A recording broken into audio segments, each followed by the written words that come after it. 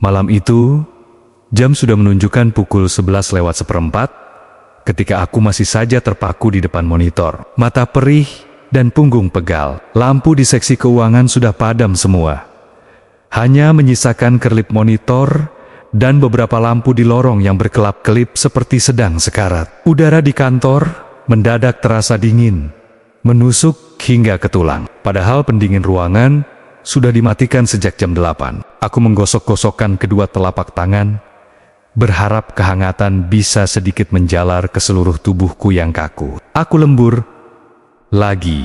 Deadline proyek Phoenix yang amburadul membuatku harus mengorbankan tidur dan kewarasanku. Hanya tinggal aku sendiri di lantai 4 ini.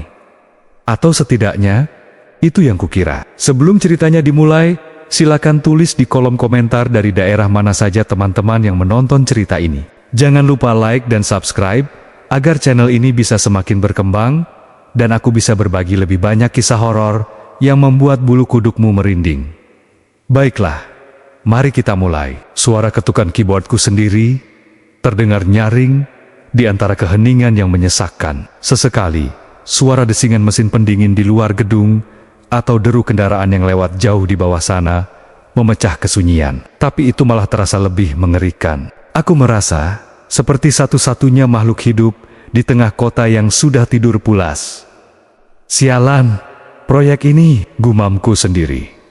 Mencoba mengusir kesunyian yang mulai terasa seperti sebuah entitas yang mengawasiku. Aku menengok ke belakang, ke arah barisan kubikel kosong yang berjejer rapi. Bayangan-bayangan aneh tercipta dari pantulan layar monitor dan lampu lorong, menari-nari di dinding dan meja kosong. Ada perasaan tidak nyaman yang mulai merayap naik ke tenggorokanku, semacam firasat buruk yang mendalam. Bukan kali ini saja aku lembur. Sudah berkali-kali, aku harus menginap di kantor karena pekerjaan yang tidak ada habisnya. Tapi malam ini, entah mengapa, rasanya berbeda. Dinginnya udara bukan lagi sekadar suhu, melainkan sensasi yang seolah membekukan jiwaku. Bau amis yang samar-samar, seperti bau darah kering bercampur melati basi, mulai tercium. Aku mengernyitkan hidung, mencoba mencari sumbernya. Mungkin bau sampah dari pantry? Atau mungkin tikus mati di balik dinding. Aku mencoba berpikir rasional, tapi jantungku sudah berdetak lebih cepat. Aku mencoba fokus lagi ke pekerjaanku, tapi pikiranku terusik.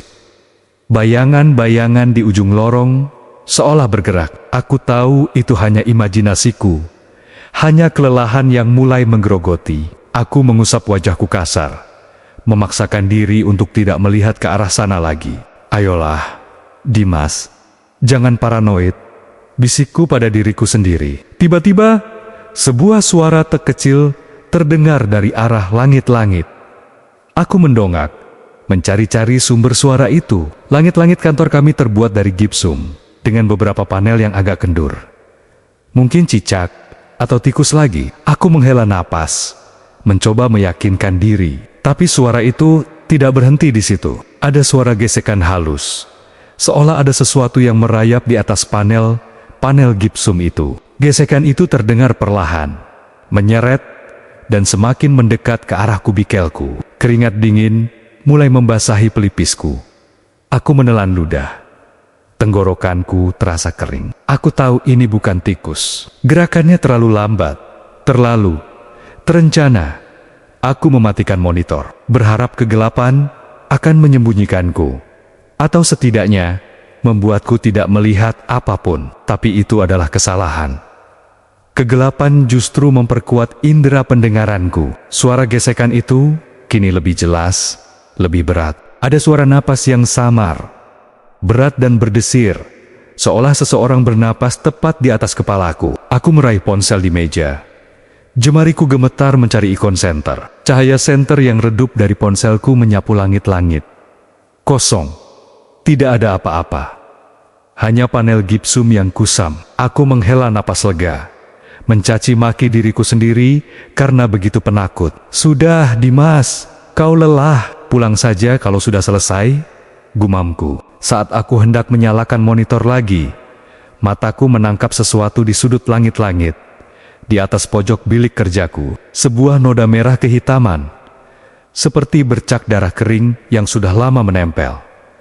Jantungku berdebar kencang lagi. Darah. Bagaimana bisa ada darah di sana? Aku mengarahkan senter ponselku ke noda itu. Semakin kuperhatikan, noda itu tampak seperti sebuah pola.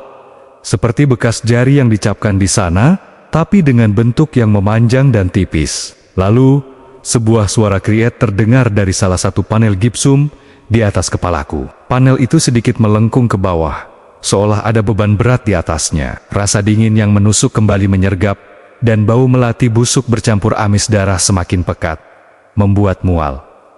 Aku tidak berani bergerak. Aku hanya bisa menatap panel yang melengkung itu, berharap itu hanya ilusi. Tiba-tiba, dari celah kecil di antara dua panel gipsum, sesuatu menetes. Sebuah tetesan berwarna merah pekat, kental, dan berbau anyir. Tetesan itu jatuh tepat di atas keyboardku, membentuk bercak merah yang mengilap. Darah. Itu jelas darah. Siapa di sana? Suaraku bergetar. Hampir tidak terdengar. Aku mencoba memberanikan diri, tapi seluruh tubuhku sudah membeku karena takut. Tidak ada jawaban. Hanya kesunyian mencekam dan suara desiran napas yang semakin jelas di atas kepalaku. Lalu, perlahan, sangat perlahan, dari celah di panel gipsum itu, sebuah jari muncul. Jari yang sangat panjang, kurus, pucat, dan dihiasi kuku yang juga sangat panjang, runcing, dan berwarna merah darah.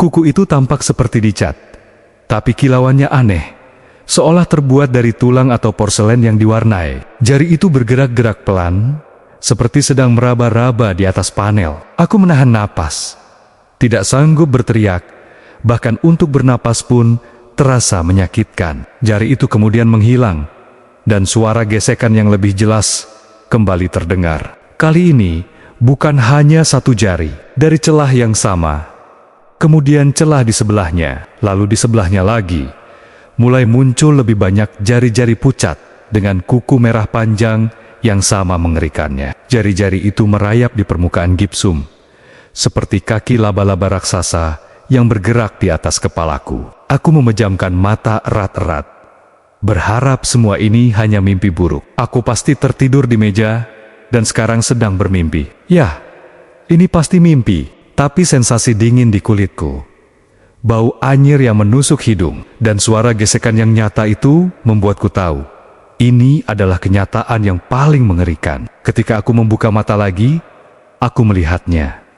Mataku nyaris copot dari rongganya. Di salah satu panel gipsum yang sudah mulai retak, sebuah mata merah menyala, mengintip dari balik celah. Mata itu menatapku tajam, seolah menembus jiwaku. Kemudian, perlahan-lahan, wajah itu mulai terlihat. Rambut hitam panjang yang kusut, kulit pucat yang mengerikan, dan bibir yang tersenyum menyeringai, memperlihatkan deretan gigi yang runcing dan merah kehitaman. Kuntilanak merah, dia ada di sana, persis di atas kepalaku, merayap di langit-langit. Napasnya yang dingin terasa menuruni tengkukku, membuat seluruh bulu kuduku berdiri. Aku ingin berteriak, ingin lari, tapi tubuhku terpaku di kursi. Ketakutan yang luar biasa melumpuhkanku. Dia terus merayap, bergerak di atas panel gipsum, menciptakan suara gesekan yang mengerikan. Setiap gerakannya diiringi bunyi krihiet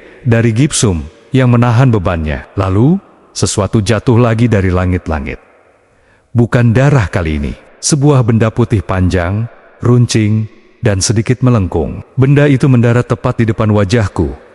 Di atas meja, aku menatapnya. Itu adalah sepotong kuku. Kuku yang sangat panjang, berwarna putih kekuningan di bagian pangkal, dan merah darah di ujungnya. Kuku itu tampak seperti milik manusia, tapi ukurannya jauh lebih besar, lebih tebal, dan sangat menyeramkan. Kuku itu tampak seperti lepas dari jari-jari pucat yang tadi kulihat. Dia menjatuhkan kukunya, bisikku. Suaraku tercekat. Aku mendongak lagi. Dan kali ini, kuntilanak merah itu sudah semakin dekat. Dia sekarang berada tepat di atas kubikelku. Gaun merahnya yang lusuh terlihat jelas, menjuntai sedikit dari celah di langit-langit. Matanya yang merah menyala menatapku, dan seringai di bibirnya semakin lebar. "Kau sendirian di sini?"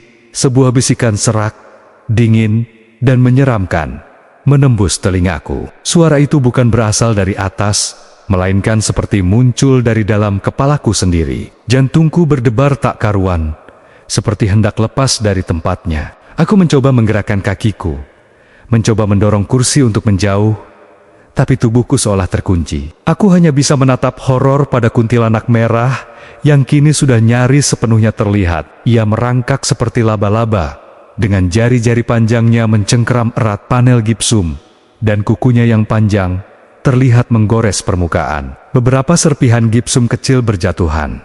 Dia mulai menjatuhkan kuku-kukunya lagi. Satu persatu, kuku-kuku panjang berwarna merah darah itu jatuh. Ada yang mendarat di keyboard, di mouse, di meja, bahkan ada yang terpental mengenai pipiku. Dingin dan tajam, aku bisa merasakan ujung kuku itu menggores kulitku. Aroma amis darah dan melati busuk semakin kuat, membuatku pusing. "Kau tidak bisa lari," bisikannya kembali. Kali ini terdengar lebih jelas, lebih dekat. Aku merasa napasnya yang dingin menyapu wajahku. Aku panik. Aku harus melakukan sesuatu. Apapun, aku mencoba berteriak, tapi tidak ada suara yang keluar. Hanya desahan ketakutan yang tertahan di tenggorokanku. Aku melihat sekeliling, mencari pegangan, mencari jalan keluar. Pintu kantor terlalu jauh. Jendela, aku di lantai 4. Kuntilanak merah itu tertawa. Tawa yang serak, melengking, dan memecah kesunyian malam. Tawa itu menggema di seluruh ruangan, seolah ada banyak kuntilanak yang tertawa bersamaku. Aku menutup telingaku dengan kedua tangan, mencoba mengusir suara mengerikan itu, tapi itu tidak membantu. Suara itu seolah berasal dari dalam kepalaku. Lalu, dia berhenti merayap. Dia menggantung terbalik, tepat di atasku. Gaun merahnya yang panjang menjuntai ke bawah, dan rambut hitamnya yang kusut menutupi sebagian wajahnya. Hanya matanya yang merah menyala yang terlihat jelas, menatapku tanpa berkedip. Kukunya yang panjang, runcing, dan merah kini mengarah padaku. Aku memejamkan mata, memohon agar ini semua segera berakhir. Aku tidak sanggup lagi menahan ketakutan ini.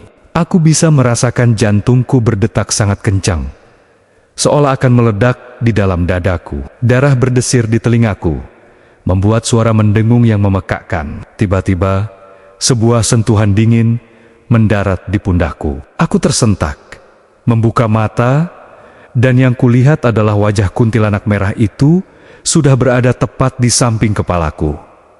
Dia tidak lagi di langit-langit, dia telah melompat. Dia sekarang duduk di pundakku.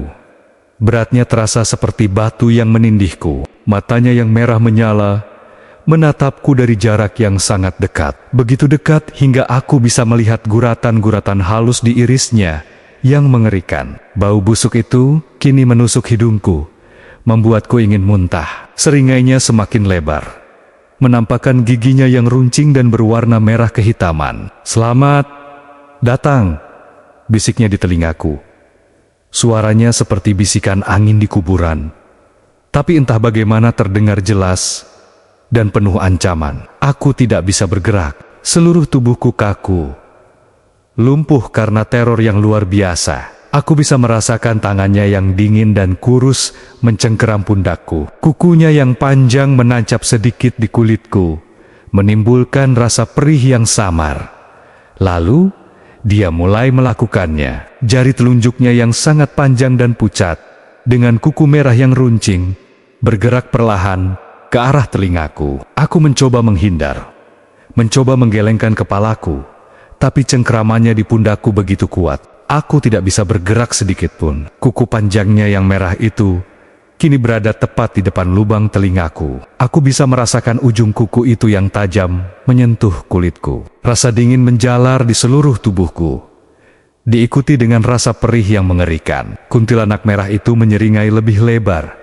Matanya menyala penuh kepuasan. "Ini untukmu," bisiknya. Suaranya seperti desisan ular. Dan kemudian dia mendorong. Perlahan tapi pasti, kuku panjangnya yang runcing itu menembus lubang telingaku, Rasa sakit yang luar biasa menghantamku. Itu bukan hanya rasa sakit fisik, tapi juga rasa sakit yang menembus hingga ke otakku, ke seluruh sarafku. Aku merasakan kuku itu merobek jaringan di dalam telingaku, menembus gendang telinga, semakin dalam, semakin dalam. Darah hangat mulai mengalir dari telingaku, menuruni leherku, membasahi kerah bajuku. Aku bisa mendengar suara krik yang mengerikan di dalam kepalaku, seperti tulang yang retak. Air mataku mengalir deras, bukan hanya karena rasa sakit yang tak tertahankan, tapi juga karena kengerian yang tak terhingga. Aku mencoba berteriak, tapi yang keluar hanya rintihan pelan. Mulutku terbuka lebar, tapi tidak ada suara. Tubuhku bergetar hebat, kejang-kejang di kursi. Aku bisa merasakan kuku itu terus masuk, menembus otaknya yang berdenyut-denyut, dan kemudian, sebuah tusukan lain. Kali ini, kuku itu menembus keluar dari sisi telingaku yang lain. Aku bisa merasakan ujung kuku yang tajam itu mencuat keluar dari kulit di balik daun telingaku. Rasa sakit itu meledak, menjadi 1000 kali lipat lebih parah. Darah menyembur dari kedua sisi telingaku, membasahi wajah dan bajuku. Dunia berputar, menjadi gelap, dan aku merasakan denyutan nyeri yang hebat di setiap saraf di tubuhku. Kuntilanak merah itu tertawa lagi. Tawa yang melengking, penuh kemenangan, seolah dia baru saja menyelesaikan sebuah mahakarya. Aku bisa merasakan napasnya yang dingin di pipiku, dan bau busuknya yang menusuk hidung. Aku tidak tahu berapa lama aku berada dalam kondisi itu. Detik terasa seperti jam, jam terasa seperti seumur hidup. Aku hanya bisa merasakan kuku yang menancap di telingaku, menembus dari satu sisi ke sisi lain, menahanku di tempat. Rasa sakitnya begitu intens, hingga membuatku ingin pingsan. Tapi aku tidak bisa. Aku terperangkap dalam neraka yang nyata. Kepalaku terkulai, pandanganku kabur. Tapi aku masih bisa melihat siluet kuntilanak merah itu. Dia masih duduk di pundakku, kepalanya miring, menatapku dengan mata merahnya yang menyala. Senyum puas masih terukir di bibirnya. Dia tidak bergerak, hanya menikmati penderitaanku. Otakku terasa seperti diremas. Setiap denyutan membuat rasa sakit di telingaku semakin menjadi. Aku mencoba bernapas, tapi rasanya sangat sulit. Aku merasa seperti paru-paruku tidak berfungsi. Atau mungkin aku sudah tidak punya paru-paru lagi. Aku hanya bisa merasakan sensasi mengerikan dari kuku yang tertancap di kepalaku. Lalu, dia menarik kukunya keluar. Perlahan, setiap inci kuku yang ditarik keluar terasa seperti ribuan jarum yang menusuk sarafku. Suara plek kecil terdengar saat ujung kuku itu terlepas dari kulit di sisi lain telingaku. Kemudian, kuku itu ditarik sepenuhnya dari lubang telinga satunya. Darah segar kembali mengalir deras, membasahi wajah dan leherku. Ketika kuku itu benar-benar terlepas, sebuah kelegaan yang mengerikan menyelimutiku. Rasa sakit yang luar biasa itu sedikit mereda, digantikan oleh denyutan konstan dan rasa hampa di telingaku. Aku bisa merasakan lubang di kedua sisi telingaku. Terasa panas dan perih. Aku mencoba menyentuhnya, tapi tanganku gemetar. Terlalu hebat. Kuntilanak merah itu melompat turun dari pundakku. Suara plak pelan terdengar saat kakinya menyentuh lantai. Aku mendongak. Mataku yang kabur berusaha fokus padanya. Dia berdiri di depanku, beberapa langkah jauhnya. Gaun merahnya yang lusuh berkibar sedikit, dan rambut panjangnya yang kusut menutupi sebagian wajahnya. Matanya masih menatapku, penuh kemenangan. Dia mengangkat tangannya, jari-jarinya yang panjang dan kurus, dengan kuku-kuku merah yang runcing, terlihat jelas. Tapi kali ini, aku melihat ada yang aneh. Beberapa kukunya tampak seperti baru saja dicabut, meninggalkan jejak merah yang masih basah di pangkal jari-jarinya. Jadi kuku yang dia jatuhkan tadi, itu memang kuku dia sendiri. Jangan lupa, ceritakan pengalamanmu, bisiknya. Suaranya kini terdengar melengkung dan menghilang di antara gema tawa yang samar. Dan kemudian, dia menghilang. Tidak ada kepulan asap, tidak ada bayangan yang memudar. Dia hanya tidak ada. 1 detik dia ada di sana, detik berikutnya dia sudah lenyap, meninggalkan aku sendirian di tengah kantor yang gelap, berlumuran darah, dan dengan telinga yang berlubang. Aku terdiam, untuk waktu yang lama. Mungkin hanya beberapa menit, mungkin berjam-jam. Aku tidak bisa merasakan apa-apa kecuali rasa sakit yang berdenyut di kepalaku dan sensasi dingin dari darah yang mengering di wajahku. Aku mencoba menggerakkan tubuhku, tapi rasanya seperti seluruh energiku sudah terkuras habis. Pandanganku buram, dan aku mulai merasa pusing. Aku tahu aku harus mencari bantuan, tapi aku bahkan tidak bisa berdiri. Aku mencoba berteriak lagi, tapi yang keluar hanya suara parau, seperti orang yang kehabisan napas. Air mata masih mengalir, membasuh darah di pipiku. Pagi harinya, aku ditemukan oleh satpam yang masuk untuk membuka kantor. Dia berteriak histeris saat melihatku. Tubuhku terkulai lemas di kursi, berlumuran darah, dengan 2 lubang menganga di kedua sisi telingaku. Aku masih sadar, tapi sangat lemah. Aku mencoba bicara, mencoba menceritakan apa yang terjadi, tapi tidak ada suara yang keluar. Hanya isakan dan rintihan. Aku dilarikan ke rumah sakit. Dokter mengatakan bahwa gendang telingaku hancur total dan ada kerusakan saraf yang parah. Aku akan tuli permanen. Mereka berusaha membersihkan luka dan menjahitnya, tapi lubang di telingaku akan tetap ada sebagai pengingat yang mengerikan. Sejak kejadian itu, aku tidak pernah bisa tidur nyenyak. Setiap kali aku memejamkan mata, wajah kuntilanak merah itu muncul di pikiranku, dengan mata merahnya yang menyala dan seringainya yang mengerikan. Bisikannya masih terngiang-ngiang di telingaku, meskipun aku sudah tidak bisa mendengar apa-apa lagi. Bau amis darah dan melati busuk kadang-kadang masih tercium, membuatku mual dan panik. Aku tidak bisa lagi bekerja di kantor itu. Bahkan, aku tidak bisa lagi bekerja di tempat manapun yang mengharuskanku lembur sendirian. Setiap kali aku berada di ruangan yang sepi dan gelap, aku merasa ada sesuatu yang merayap di langit-langit, menjatuhkan kuku-kuku panjangnya. Aku selalu merasa diawasi, selalu merasa ada bisikan yang memanggil namaku,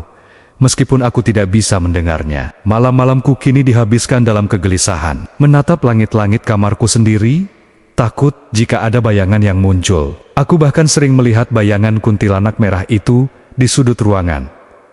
Hanya sekilas, lalu menghilang. Itu adalah teror yang takkan pernah kulupakan selamanya. Teror yang melubangi telingaku dan mengoyak jiwaku. Sebuah pelajaran berharga tentang bahaya lembur sendirian di malam hari. Pagi harinya, aku ditemukan oleh satpam yang masuk untuk membuka kantor. Pak Joni, satpam yang sudah paruh baya itu, berteriak histeris saat melihatku. Aku masih duduk di kursi kerjaku. Tubuhku terkulai lemas, berlumuran darah yang sudah mengering di wajah dan bajuku. 2 lubang menganga di kedua sisi telingaku masih terasa panas dan perih. Meskipun rasa sakitnya sedikit mereda, digantikan oleh kebas yang aneh. Aku masih sadar, atau setidaknya sebagian kecil dari kesadaranku masih tersisa, tapi sangat lemah. Aku mencoba bicara, mencoba menceritakan apa yang terjadi, mencoba menjelaskan tentang kuntilanak merah yang merayap di langit-langit, tentang kuku-kuku panjang yang jatuh, dan tusukan mengerikan itu, tapi tidak ada suara yang keluar, hanya isakan dan rintihan parau yang menyedihkan. Pandanganku buram, tapi aku bisa melihat Pak Joni mondar-mandir panik, lalu meraih teleponnya dengan tangan gemetar. Aku melihat mulutnya bergerak-gerak, mengucapkan kata-kata yang tidak bisa aku dengar. Suara-suara di sekitarku lenyap. Seluruh dunia tiba-tiba sunyi, benar-benar sunyi.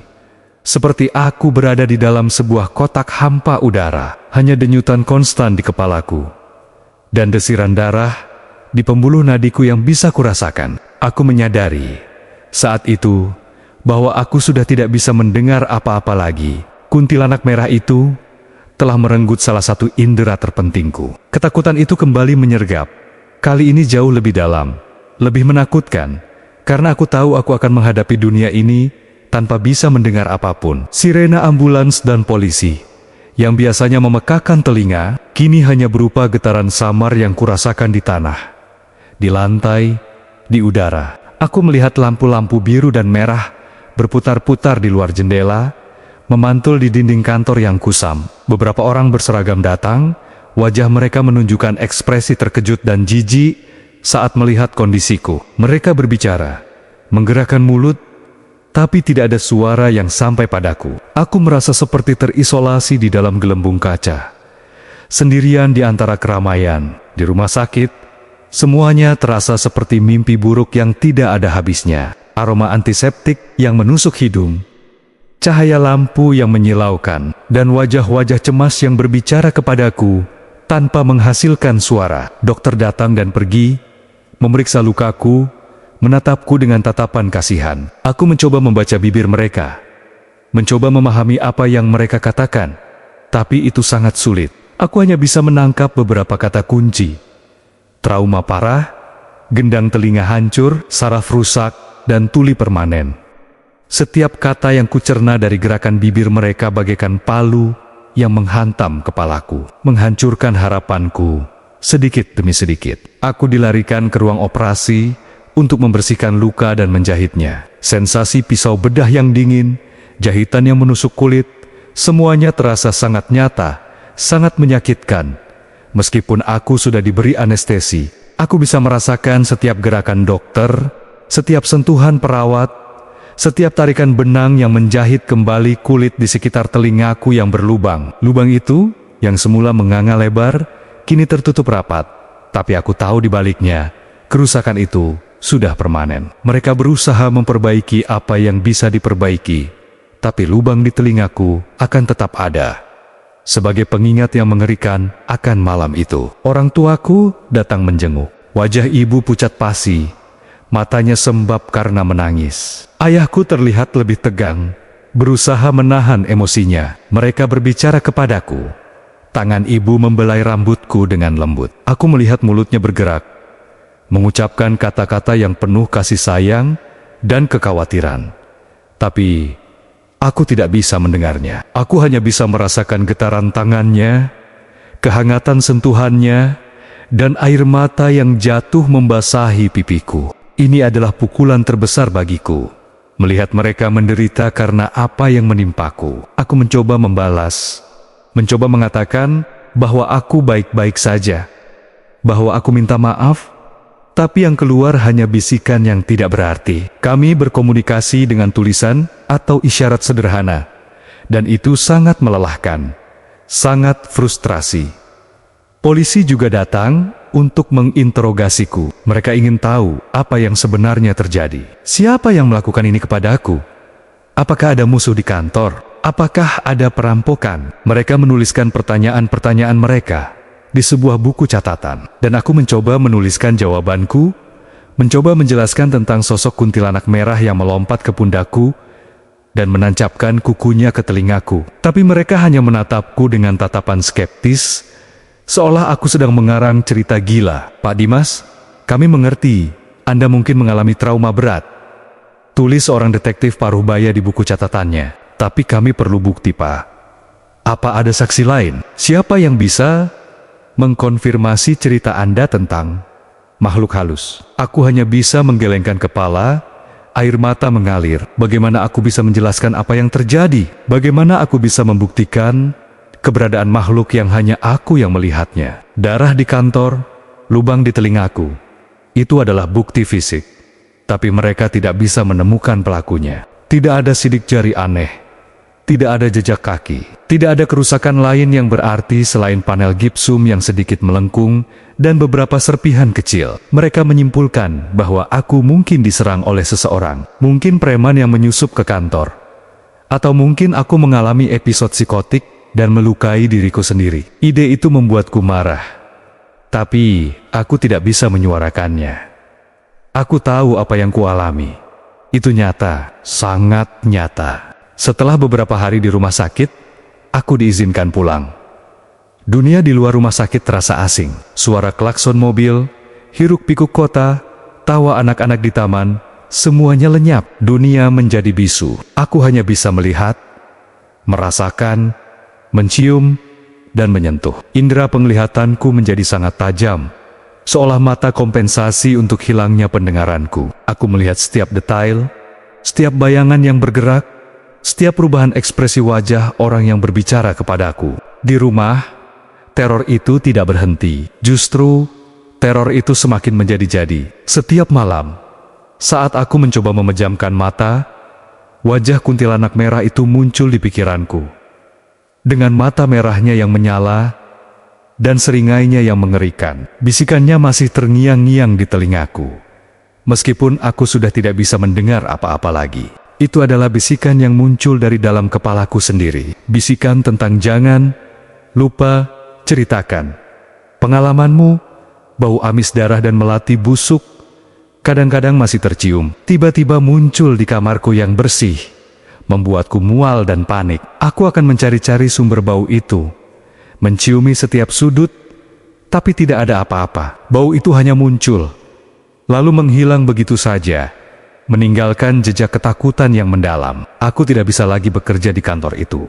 Bahkan, aku tidak bisa lagi bekerja di tempat manapun yang mengharuskanku lembur sendirian. Setiap kali aku berada di ruangan yang sepi dan gelap, aku merasa ada sesuatu yang merayap di langit-langit, menjatuhkan kuku-kuku panjangnya. Itu adalah sensasi yang menghantuiku, sensasi yang kurasakan di kulit kepala, seolah ada beban ringan yang bergerak di atas sana. Aku selalu merasa diawasi, selalu merasa ada bisikan yang memanggil namaku, meskipun aku tidak bisa mendengarnya. Perasaan itu sangat nyata, begitu kuat, hingga membuatku gila. Aku mencoba mencari bantuan.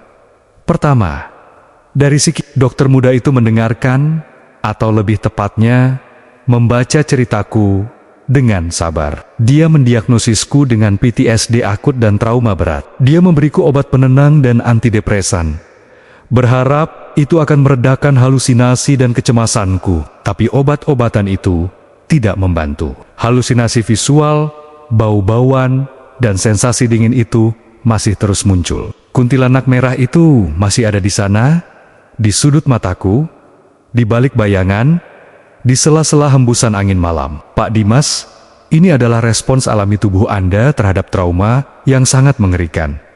Jelasnya suatu hari, sambil menuliskan di papan kecil, otak Anda mencoba memproses kejadian itu. Dan kadang-kadang itu menciptakan halusinasi sebagai mekanisme pertahanan diri. Aku hanya bisa menatapnya. Frustrasi. Bagaimana aku bisa menjelaskan bahwa ini bukan hanya mekanisme pertahanan diri. Ini adalah entitas yang nyata, yang telah merusak diriku secara fisik dan mental. Aku menuliskan lagi tentang kukunya yang panjang, tentang matanya yang merah menyala, tentang bagaimana dia melompat ke pundakku. Tapi dia hanya tersenyum tipis, mengangguk, dan menuliskan resep obat yang lebih kuat. Aku tahu dia tidak percaya padaku. Tidak ada yang percaya padaku. Kemudian, aku mencoba mencari bantuan spiritual. Ibuku, yang sangat khawatir, membawaku ke seorang kiai di desa sebelah. Kiai itu adalah orang tua yang bijaksana, dengan janggut putih panjang dan mata yang teduh. Aku menceritakan menuliskan seluruh kejadian itu kepadanya, berharap dia akan mengerti. Kiai itu mendengarkan dengan seksama, mengangguk-angguk sesekali. Dia tidak menatapku dengan tatapan skeptis, seperti psikiater. Setelah aku selesai, dia memejamkan mata, memegang tasbih, dan mengucapkan doa-doa dalam hati. Aku hanya bisa melihat bibirnya bergerak, mendengar desiran angin, dan merasakan aura tenang yang terpancar darinya. Setelah beberapa saat, Kiai itu membuka mata. Dia menulis di papan kecil yang kami bawa, "Nak Dimas, makhluk yang kau temui itu adalah kuntilanak merah. Dia sangat kuat dan penuh dendam. Dia terikat denganmu karena kau telah melihatnya dan merasakan sentuhannya yang mengerikan. Dia ingin ceritamu disebarkan, nak. Dia ingin dikenal." Aku terkejut. Dia ingin ceritaku disebarkan, tulisku. Gemetar. Jadi bisikan itu nyata? Bisikan, jangan lupa, ceritakan pengalamanmu. Itu benar-benar permintaannya. Kiai itu mengangguk. Ya, terkadang makhluk seperti dia ingin keberadaannya diakui. Dengan kau menceritakan kisahmu, dia merasa eksis, terutama karena kau adalah saksi hidup dari kekejamannya. Lalu, apa yang harus kulakukan? Tanyaku. Kau harus menceritakan kisahmu, nak.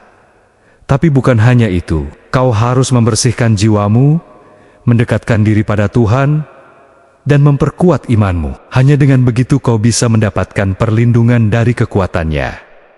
Kiai itu kemudian memberiku beberapa amalan, doa dan jimat kecil yang katanya bisa memberikan sedikit perlindungan. Aku pulang dengan sedikit harapan, tapi juga dengan beban yang lebih berat. Menceritakan kisah ini, bagaimana caranya? Dan apakah itu akan benar-benar menghentikan teror ini? Atau malah mengundangnya untuk lebih dekat? Aku mencoba menjalani hidup seperti biasa. Tapi itu mustahil. Dunia yang sunyi ini adalah penjara. Aku tidak bisa lagi menikmati musik, tidak bisa mendengar tawa teman-teman, tidak bisa lagi mendengarkan suara burung di pagi hari. Setiap kali aku melihat pasangan kekasih berbicara dan tertawa, atau keluarga yang bercengkrama, aku merasa iri, merasa terputus dari dunia mereka. Aku sering menangis dalam diam, meratapi nasibku. Kuntilanak merah itu tidak pernah benar-benar pergi. Dia ada di sana, di setiap bayangan, di setiap sudut mataku. Aku sering melihat sekilas gaun merahnya yang lusuh melintas di lorong rumah, atau merasakan hembusan angin dingin yang menusuk tulang.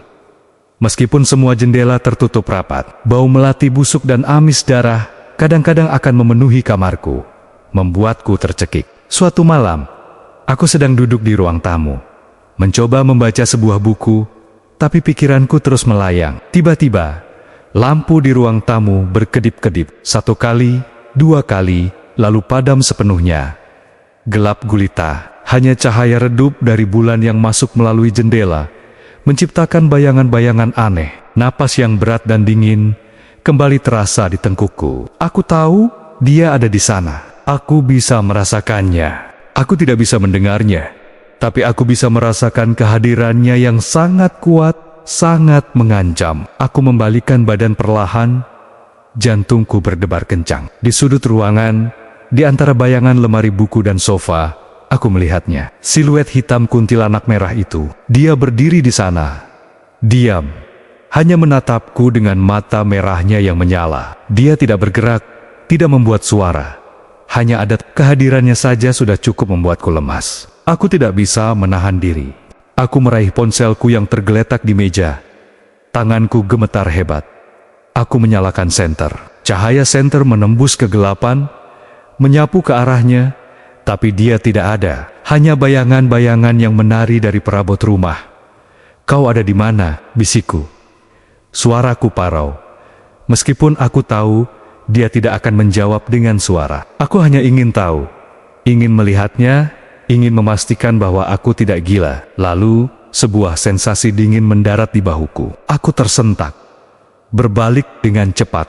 Tidak ada siapa-siapa. Aku berbalik lagi ke arah sofa, dan kali ini aku melihatnya. Kuntilanak merah itu sudah duduk di sofa, tepat di sebelah tempat aku duduk tadi. Gaun merahnya yang lusuh tampak lebih gelap di bawah cahaya rembulan. Rambutnya yang panjang dan kusut menutupi sebagian wajahnya, tapi matanya yang merah menyala menatapku tajam. Seringainya lebar, memperlihatkan gigi-gigi runcingnya. Dia mengangkat tangannya yang pucat, jari-jarinya yang panjang dan kurus, dengan kuku merah yang runcing, mengarah kepadaku. Dia tidak mengucapkan sepatah kata pun, tapi aku bisa merasakan pesannya, seolah telepati. "Ceritakan, ceritakan, ceritakan." Ketakutan itu kini berubah menjadi sebuah obsesi. Aku harus menceritakan kisah ini, bukan hanya untuk mengusirnya, tapi juga untuk menyelamatkan kewarasanku. Aku tidak bisa lagi menahan teror ini sendirian. Aku harus menuliskannya, membagikannya, agar semua orang tahu apa yang terjadi kepadaku. Mungkin dengan begitu, dia akan puas dan akhirnya meninggalkanku sendiri. Aku mulai menulis. Dengan tangan gemetar, aku membuka laptopku. Setiap kata yang kutulis, setiap detail yang kudeskripsikan, adalah pertarungan melawan ketakutan. Aku menulis tentang malam itu, tentang kantor yang gelap, tentang bau amis dan melati, tentang suara gesekan di langit-langit, tentang kuku-kuku yang jatuh, tentang matanya yang merah menyala, tentang tusukan mengerikan yang menembus telingaku. Setiap kali aku berhenti menulis, aku merasa dia ada di sana. Aku akan merasakan hembusan dingin di leherku, atau melihat sekilas bayangan merah di sudut mataku. Terkadang, aku akan merasakan sentuhan ringan di punggungku, seperti jari-jari kurus yang meraba-raba. Aku tahu dia sedang membaca, sedang mengawasiku, sedang menunggu. Beberapa kali, ketika aku merasa putus asa dan ingin berhenti, lampu di kamarku akan berkedip-kedip, atau sebuah benda kecil di meja akan jatuh dengan sendirinya. Seolah dia sedang mengingatkanku, mendesakku untuk melanjutkan. Aku harus menyelesaikan ini. Ini adalah satu-satunya cara. Aku menulis berhari-hari, berminggu-minggu, mengabaikan tidur dan makan. Wajahku semakin pucat. Lingkaran hitam di bawah mataku semakin pekat. Aku mulai terlihat seperti orang gila. Berbicara sendiri dalam diam. Gemetar setiap kali merasakan kehadiran kuntilanak itu. Tapi aku tidak bisa berhenti. Aku harus menyelesaikan ceritanya. Pada suatu malam, saat aku sedang menulis bagian paling mengerikan tentang bagaimana kuku itu menembus telingaku, aku merasakan sensasi dingin yang sangat kuat di bahuku. Aku menoleh dan melihat kuntilanak merah itu. Dia duduk di kursi di sebelahku. Kepalanya miring, menatap layar laptopku. Wajahnya dekat sekali. Aku bisa melihat setiap guratan di kulitnya yang pucat, setiap helai rambutnya yang kusut. Matanya yang merah menyala menatapku, lalu beralih ke layar. Dia tidak lagi menyeringai. Ekspresinya datar, tapi matanya memancarkan semacam kepuasan yang dingin. Dia mengangkat tangannya, dan jari telunjuknya yang panjang menunjuk ke arah layar. Lanjutkan, bisiknya. Suaranya kini tidak lagi muncul dari dalam kepalaku, melainkan seperti suara hembusan angin dingin yang nyata, berdesir tepat di samping telingaku yang sudah tidak bisa mendengar. Ini aneh, karena aku merasakan suaranya, sebuah getaran aneh yang menembus tulang-tulang wajahku, seolah suaranya menembus langsung ke otakku tanpa melalui telinga. Aku tidak tahu apakah ini adalah bagian dari halusinasi yang semakin parah, ataukah dia benar-benar bisa berkomunikasi denganku dengan cara ini. Yang jelas, aku merasa ketakutan dan dorongan untuk terus menulis semakin kuat. Aku harus menyelesaikan cerita ini secepatnya. Jika tidak, aku tidak tahu apa lagi yang akan dia lakukan padaku. Mungkin dia akan mengambil indera yang lain. Mungkin dia akan mengambil penglihatanku. Atau mungkin dia akan mengambil nyawaku. Aku terus menulis. Jari-jariku menari di atas keyboard, mengeluarkan semua kengerian yang kualami. Setiap kata adalah terapi, setiap kalimat adalah pembebasan, tapi juga pengikat yang semakin kuat dengan kuntilanak itu. Aku merasa dia tidak akan pernah meninggalkanku. Bahkan, setelah cerita ini selesai, dia akan selalu ada di sana, di balik setiap bayangan, di setiap sudut mataku, sebagai pengingat abadi akan malam lembur yang mengerikan itu. Aku sudah tidak memiliki kehidupan normal. Teman-temanku menjauh. Keluargaku melihatku dengan kasihan. Aku hanya memiliki laptopku dan cerita ini. Cerita ini adalah hidupku sekarang. Dan dia adalah penonton setiaku. Aku tahu dia ingin cerita ini disampaikan. Aku tahu dia ingin semua orang mendengar tentang kuntilanak merah yang merayap di langit-langit, yang menjatuhkan kuku-kuku panjangnya, yang melompat ke pundakku, dan memasukkan kuku panjangnya ke lubang telingaku hingga menembus ke sisi satunya. Aku berhenti sejenak, menatap layar. Sudah cukup panjangkah ini? Sudah cukup mengerikankah? Bisakah ini memuaskannya? Aku merasakan dingin di belakang leherku, seolah dia sedang membaca setiap kata yang kutulis. Aku menelan ludah, lalu melanjutkan, menambahkan lebih banyak detail, lebih banyak ketakutan, lebih banyak penderitaan yang kurasakan. Aku harus membuat cerita ini sempurna untuknya, untuk kuntilanak merahku. Aku sudah tidak memiliki kehidupan normal. Teman-temanku menjauh. Keluargaku melihatku dengan kasihan. Dan dunia di sekitarku adalah sebuah kebisuan abadi. Aku hanya memiliki laptopku. Dan cerita ini adalah hidupku sekarang. Dan kuntilanak merah itu adalah penonton setiaku. Aku tahu dia ingin cerita ini disampaikan. Aku tahu dia ingin semua orang mendengar tentang kuntilanak merah yang merayap di langit-langit, yang menjatuhkan kuku-kuku panjangnya, yang melompat ke pundakku, dan memasukkan kuku panjangnya ke lubang telingaku, hingga menembus ke sisi satunya. Setiap hari adalah perjuangan. Aku terbangun dengan keringat dingin, jantung berdebar kencang, karena mimpi buruk yang tak pernah berhenti. Dalam mimpiku, aku selalu kembali ke kantor itu, terjebak di kubikelku, dan kuntilanak merah itu selalu ada di langit-langit, menatapku dengan mata merah menyalanya. Dia akan menjatuhkan kuku-kukunya satu persatu, mengelilingiku dengan lingkaran kuku-kuku tajamnya, lalu melompat ke pundakku. Setiap kali, dia akan mengulangi perbuatannya, menusukkan kukunya ke telingaku, dan aku akan merasakan sakit yang sama, kengerian yang sama, seolah itu terjadi berulang kali. Aku mencoba melepaskan diri dari siksaan ini. Aku mencoba pergi ke tempat lain, berharap perubahan lingkungan akan membantuku melupakan. Aku pernah mencoba menginap di rumah orang tuaku, tapi itu tidak membantu. Malam pertama aku di sana, saat aku sedang mencoba tidur di kamar lamaku, aku merasakan sensasi dingin yang familiar. Lampu kamar berkedip-kedip, dan bau melati busuk bercampur amis. Darah kembali menyeruak. Aku memejamkan mata erat-erat, mencoba mengusir sensasi itu. Tapi aku tahu dia ada di sana. Aku bisa merasakan kehadirannya yang dingin, mengawasiku. Ketika aku membuka mata, aku melihatnya. Di sudut langit-langit kamar lamaku, ada noda merah kehitaman, seperti bercak darah kering. Sama persis seperti yang kulihat di kantor malam itu. Jantungku mencelos. Dia mengikutiku. Dia tidak akan pernah meninggalkanku. Kuntilanak merah itu telah menempel padaku, menjadi bayangan yang tidak akan pernah pudar. Kenapa? Kenapa kau mengikutiku? Bisikku dalam hati. Suaraku tercekat. Aku tahu dia tidak akan menjawab secara verbal, tapi aku merasakan getaran yang sama, sensasi dingin yang menembus tulang, seolah dia sedang berkomunikasi denganku. Aku merasakan bisikannya di dalam kepalaku. Kali ini lebih jelas dari sebelumnya. Kau adalah ceritaku. Kau harus menyelesaikannya.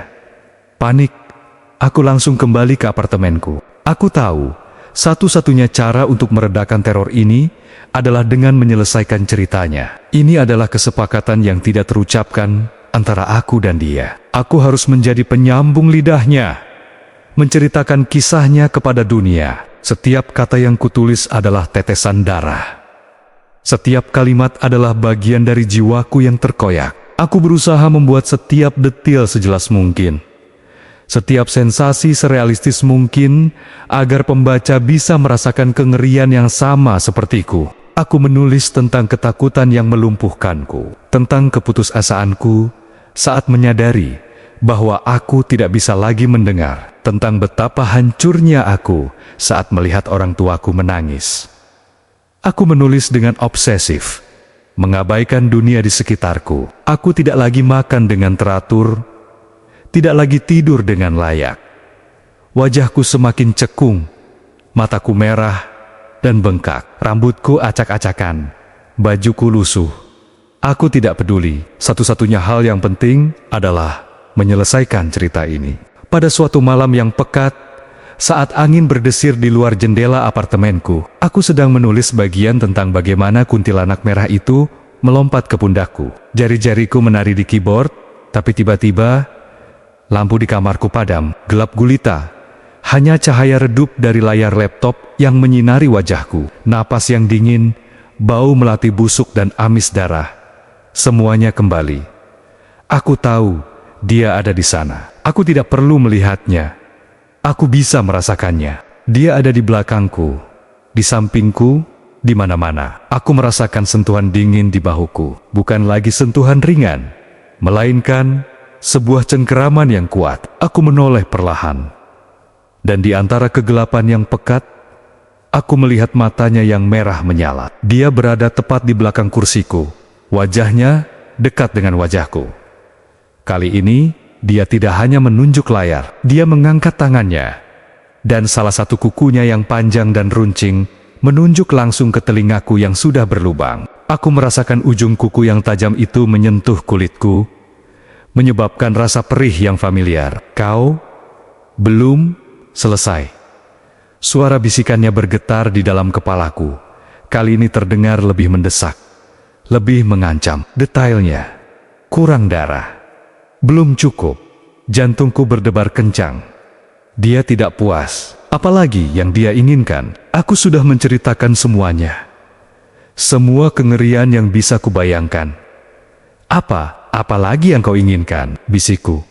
Suaraku tercekat. Aku tidak bisa bicara terlalu keras. Karena aku takut. Jika aku mengganggunya, dia akan melakukan sesuatu yang lebih mengerikan. Dia tidak menjawab secara langsung, tapi aku merasakan kuku panjangnya yang menyentuh telingaku. Sedikit menusuk ke dalam lubang bekas lukaku. Rasa sakit itu kembali, denyutan yang familiar. Dia memutar kukunya perlahan, seolah sedang menikmati setiap detik penderitaanku. Kemudian, aku merasakan jari-jarinya yang dingin dan kurus merayap di rambutku, menariknya ke belakang, memperlihatkan kedua lubang di telingaku. Dia menyeringai, matanya merah menyala, memancarkan kegilaan. Kau harus merasakannya lagi. Bisikannya menusuk ke dalam otakku. Aku panik. Tidak, jangan. Aku sudah menceritakan semuanya, tulisku di secari kertas yang selalu kubawa sekarang untuk berkomunikasi. Tapi dia hanya tertawa, tawa yang serak, melengking, dan mengerikan. Tawa itu menggema di dalam kepalaku, seolah ribuan suara kuntilanak tertawa bersamaku. Aku menutup telingaku, meskipun itu tidak ada gunanya. Aku merasakan kukunya bergerak lagi, bukan lagi menusuk telingaku, melainkan menggores kulit di belakang telingaku, di sepanjang tulang rahangku, menuruni leherku. Goresan itu tidak terlalu dalam, tapi cukup untuk membuat kulitku terasa perih dan dingin. Aku tahu, dia sedang melukis. Melukis sebuah pola di kulitku dengan kukunya yang tajam. Aku mencoba memberontak, mencoba mendorongnya, tapi tubuhku lemas. Tidak berdaya, aku merasa seperti boneka yang dimainkan oleh tangan tak terlihat. Aku hanya bisa memejamkan mata, membiarkannya melakukan apapun yang dia inginkan. Setelah beberapa saat, dia berhenti. Cengkeramannya di bahuku mengendur, dan aku merasakan dinginnya menghilang.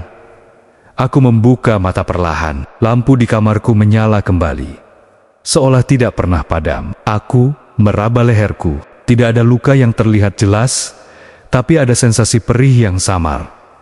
Aku melihat ke laptopku. Kursor masih berkedip-kedip di layar, menunggu aku melanjutkan. Aku tahu dia menginginkan detail yang lebih dalam. Dia ingin aku merasakan lagi penderitaan itu, agar aku bisa menuliskannya dengan lebih nyata. Dia ingin aku tidak hanya menulis, tapi juga menghidupkan kembali setiap detik kengerian itu. Aku menarik napas dalam-dalam, mencoba menenangkan jantungku yang masih berdebar kencang. Aku harus memberikan apa yang dia inginkan. Ini adalah satu-satunya cara untuk bertahan hidup. Aku harus menuliskannya, merasakan setiap detailnya lagi, seolah aku sedang mengalaminya untuk pertama kalinya. Aku melanjutkan menulis, kali ini dengan perasaan yang lebih dalam, lebih gelap. Aku menulis tentang sensasi dingin kuku itu saat menyentuh kulitku, tentang bagaimana darah hangat mulai mengalir dari telingaku, tentang suara krik yang mengerikan di dalam kepalaku saat kuku itu menembus gendang telingaku. Aku menulis tentang bau anyir yang menusuk hidungku, tentang rasa sakit yang meledak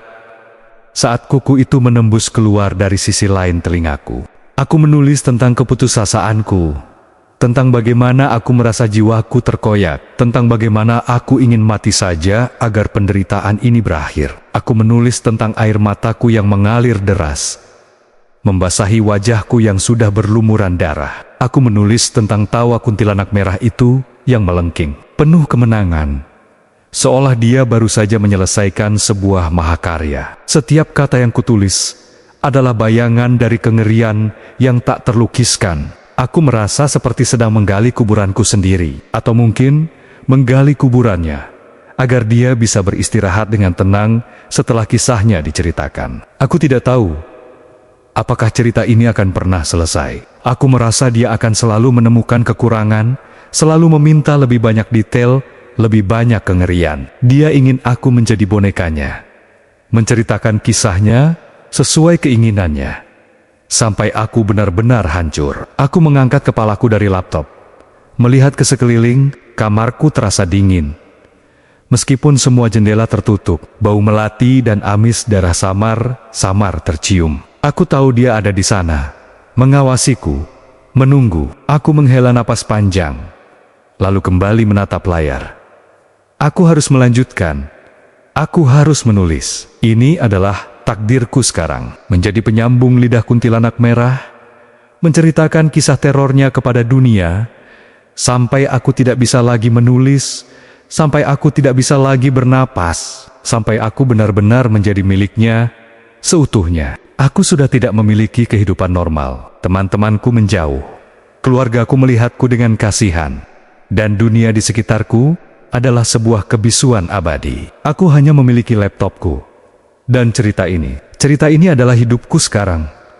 Dan kuntilanak merah itu adalah penonton setiaku. Aku tahu dia ingin cerita ini disampaikan. Aku tahu dia ingin semua orang mendengar tentang kuntilanak merah yang merayap di langit-langit, yang menjatuhkan kuku-kuku panjangnya, yang melompat ke pundakku, dan memasukkan kuku panjangnya ke lubang telingaku, hingga menembus ke sisi satunya. Setiap hari adalah perjuangan. Aku terbangun dengan keringat dingin.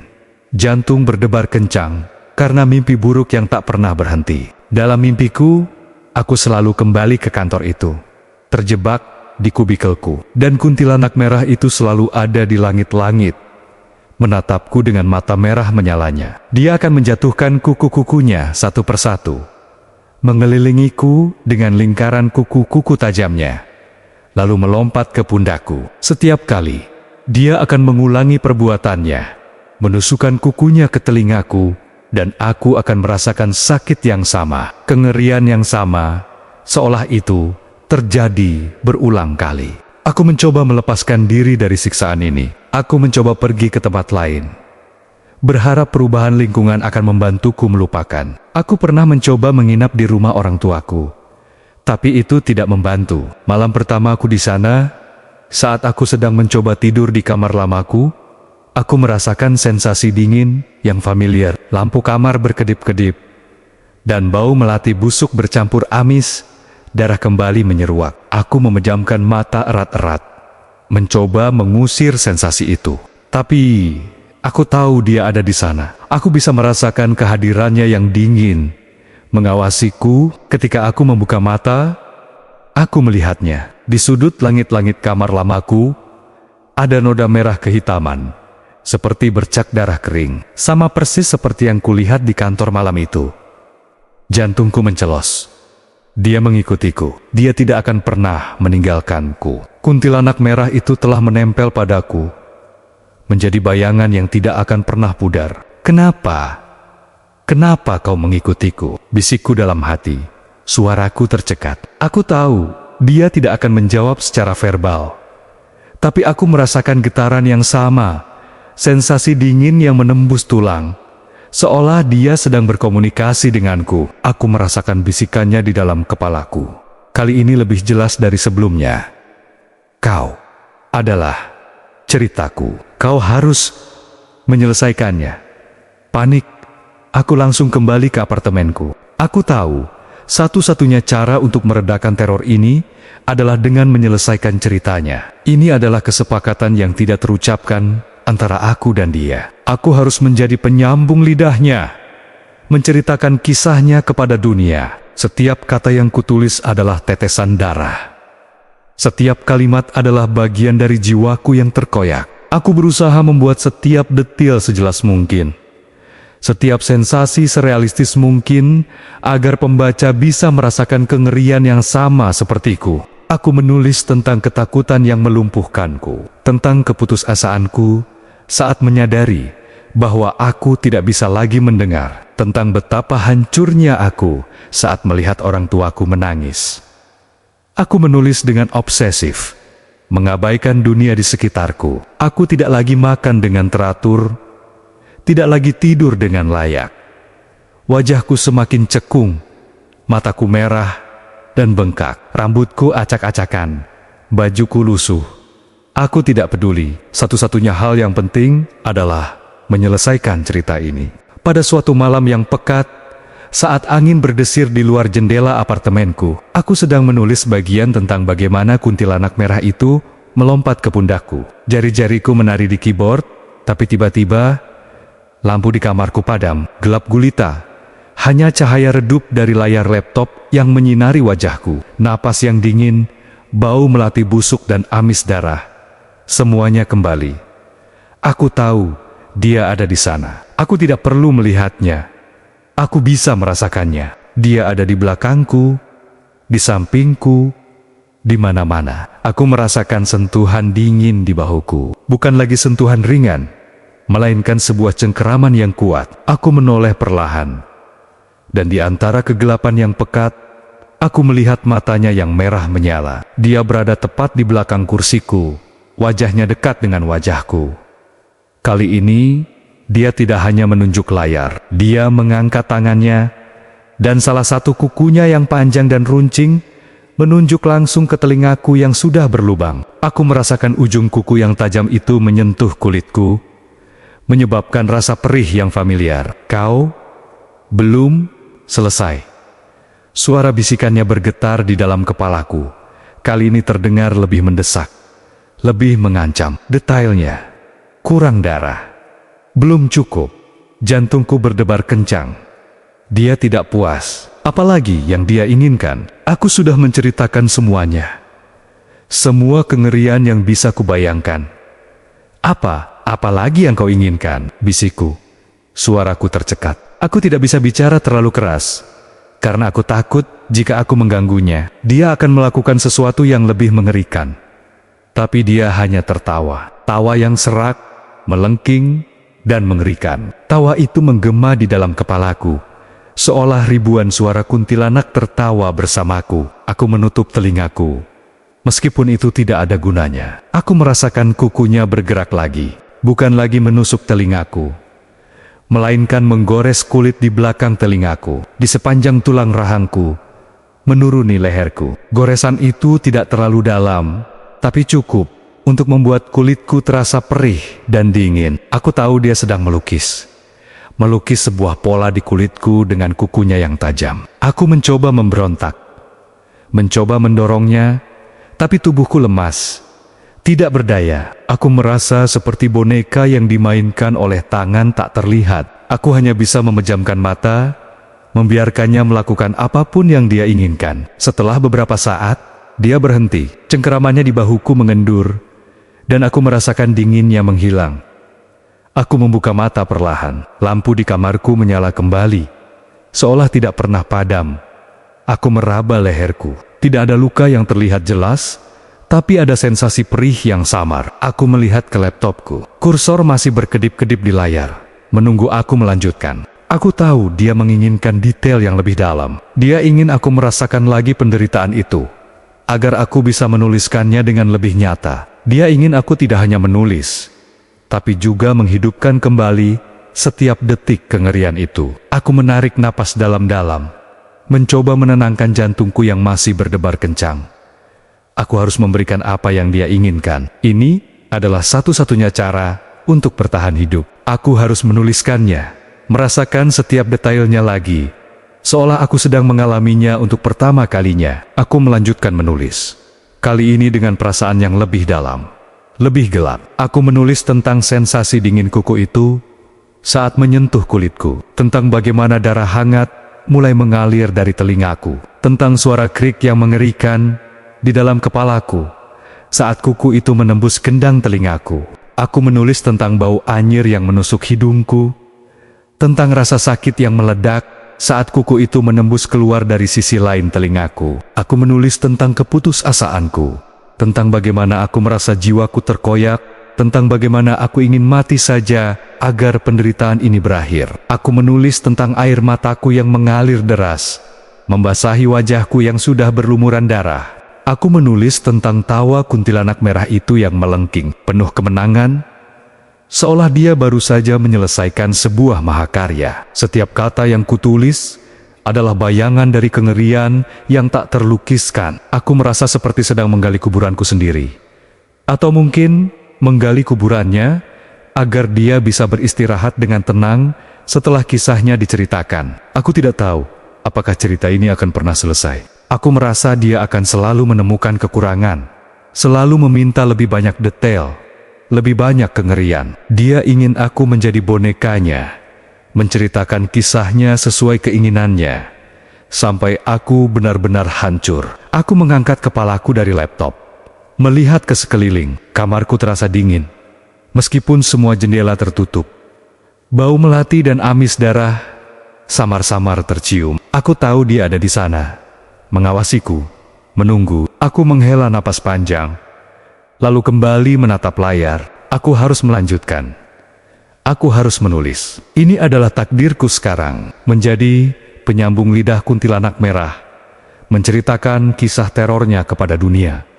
Sampai aku tidak bisa lagi menulis, sampai aku tidak bisa lagi bernapas, sampai aku benar-benar menjadi miliknya seutuhnya. Beberapa hari setelah episode mengerikan di kamarku, aku akhirnya merasa ceritaku sudah cukup. Aku telah menuangkan setiap tetes kengerian, setiap denyutan rasa sakit, setiap bisikan ketakutan ke dalam tulisan ini. Aku membaca ulang semuanya, memeriksa setiap kalimat, setiap deskripsi, memastikan tidak ada satupun detail yang terlewat. Rasanya seperti sebuah ritual yang menguras jiwa. Malam itu, setelah aku menekan tombol simpan untuk terakhir kalinya, aku bersandar di kursi, merasa hampa dan lelah. Laptopku masih menyala, memancarkan cahaya redup di kegelapan kamar. Aku menutup mataku, mencoba merasakan apakah kuntilanak merah itu masih ada. Keheningan yang mencekam. Tidak ada bau melati busuk, tidak ada bau amis darah, tidak ada hembusan angin dingin yang menusuk, tidak ada lagi bisikan di dalam kepalaku. Untuk pertama kalinya dalam waktu yang sangat lama, aku merasa sendirian. Benar-benar sendirian. Aku membuka mata. Kamar gelap, sunyi. Aku menatap sudut-sudut ruangan, ke arah langit-langit. Tidak ada bayangan merah, tidak ada mata menyala. Hilang. Dia benar-benar hilang. Sebuah kelegaan yang luar biasa menyelimutiku. Tubuhku terasa ringan, seolah beban Bertenton telah terangkat dari pundakku. Apakah ini artinya dia sudah puas? Apakah dia akhirnya meninggalkanku? Aku mulai menangis, tapi kali ini bukan tangisan ketakutan atau keputusasaan. Ini adalah tangisan kelegaan, tangisan pelepasan. Aku tidak tahu berapa lama aku menangis, membiarkan semua emosi yang terpendam keluar. Keesokan harinya, aku merasa sedikit lebih baik. Aku mandi, mencukur janggutku yang sudah panjang, dan mengenakan pakaian bersih. Aku melihat diriku di cermin. Wajahku masih pucat, lingkaran hitam di bawah mataku masih terlihat, dan dua bekas luka di telingaku jelas terlihat. Tapi ada sesuatu yang berbeda di mataku. Sebuah cahaya harapan yang samar. Aku memutuskan untuk mempublikasikan ceritaku. Bukan di channel YouTube seperti yang kubayangkan sebelumnya, tetapi di sebuah forum online khusus cerita horor. Aku ingin orang lain membaca, mendengar, dan percaya. Ini adalah pemenuhan janjiku kepadanya. Dan mungkin ini adalah langkah pertamaku menuju kesembuhan. Setelah ceritaku diposting, aku merasa ada sesuatu yang berubah. Sensasi diawasi tidak lagi sekuat dulu. Halusinasi visual dan bau-bauan mengerikan itu semakin jarang muncul. Aku masih tidak bisa mendengar. Dan itu adalah kenyataan yang pahit yang harus kuterima. Namun, teror yang terus-menerus mencekam jiwaku perlahan-lahan mereda. Aku mulai mencoba membangun kembali hidupku. Aku mulai belajar bahasa isyarat untuk berkomunikasi dengan orang lain. Aku mencari pekerjaan yang tidak terlalu menuntut, yang bisa kulakukan tanpa harus mendengar. Aku masih merasa trauma, dan mungkin aku tidak akan pernah pulih sepenuhnya. Luka fisik dan mental yang ditinggalkan kuntilanak merah itu akan selalu ada. Beberapa minggu berlalu. Ceritaku di forum horor mendapatkan banyak respons. Ada yang percaya, ada yang skeptis, tapi banyak yang merasa ketakutan setelah membacanya. Aku membaca komentar-komentar itu dengan seksama, merasa sedikit aneh. Jadi, dia benar-benar ingin ceritanya disebarkan, agar semua orang tahu tentang dirinya. Dan aku telah melakukannya. Suatu malam, aku sedang duduk di meja belajarku, menatap keluar jendela. Bulan purnama bersinar terang, menerangi kamarku. Aku merasakan hembusan angin dingin yang lembut, bukan dingin yang menusuk seperti dulu, melainkan dingin yang menenangkan. Bau melati yang samar-samar tercium, bukan melati busuk yang bercampur amis darah, melainkan aroma melati segar yang manis. Aku menoleh perlahan ke arah jendela. Di sana, di luar jendela, di bawah sinar bulan, aku melihat siluet samar seorang wanita bergaun merah. Dia berdiri di kejauhan, di antara pepohonan di taman belakang. Rambut panjangnya berkibar lembut ditiup angin. Aku tidak bisa melihat wajahnya dengan jelas, tapi aku merasakan keberadaannya. Dia tidak menakutkan lagi. Dia hanya ada. Dia menatapku untuk beberapa saat, lalu perlahan mengangkat tangannya. Jari-jarinya yang panjang tidak lagi terlihat mengancam. Dia melambaikan tangan, sebuah lambaian perpisahan. Kemudian, dia berbalik dan perlahan menghilang di antara bayangan pepohonan. Aku hanya bisa menatap tempat dia berdiri, hingga siluetnya benar-benar lenyap. Sebuah air mata menetes dari mataku. Aku tahu itu adalah dia. Kuntilanak merah itu, dia akhirnya pergi. Dia telah mendapatkan apa yang dia inginkan. Ceritanya telah diceritakan. Teror itu memang berakhir. Setidaknya sebagian besar. Aku masih sering merasa cemas. Masih kadang melihat bayangan di sudut mata, atau mencium bau melati busuk secara tiba-tiba. Trauma itu akan selalu menjadi bagian dari diriku. Tapi aku tidak lagi merasa diawasi. Tidak lagi merasa terancam. Aku akhirnya bisa tidur lebih nyenyak. Meskipun mimpi buruk itu kadang-kadang masih datang mengunjungiku. Pengalaman ini telah mengubahku selamanya. Aku kehilangan pendengaranku, tetapi aku mendapatkan sebuah cerita. Sebuah kisah yang harus kuceritakan. Sebuah kisah tentang kuntilanak merah yang merayap di langit-langit kantor, yang menjatuhkan kuku-kuku panjangnya, yang melompat ke pundakku dan memasukkan kuku panjangnya ke lubang telingaku hingga menembus ke sisi satunya. Sebuah teror yang takkan pernah kulupakan seumur hidup dan menjadi pengingat abadi bahwa di balik tirai dunia nyata ada dimensi lain yang menunggu untuk mengungkapkan kengeriannya.